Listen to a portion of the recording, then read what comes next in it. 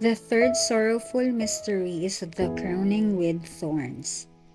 From the book of John, chapter 19, verses 1 to 8. The Gospel reading.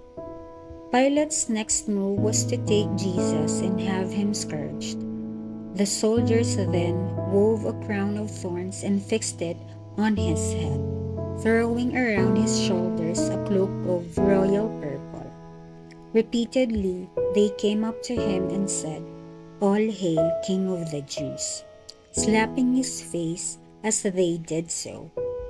Pilate went out a second time and said to the crowd, "Observe what I do. I am going to bring him out to you to make you realize that I find no case against him." When Jesus came out wearing the crown of thorns and the purple cloak, Pilate said to them, "Look at the man." As soon as the chief priests and the temple police saw him, they shouted, "Crucify him! Crucify him!" Pilate said, "Take him and crucify him yourselves. I find no case against him." "We have our law," the Jews responded.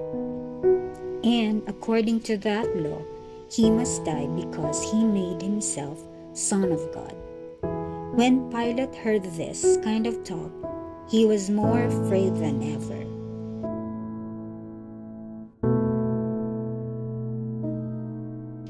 The meditation. Recall a time in your life when God let you meet some people who mocked or bullied you face to face, only for God to let you win in front of them.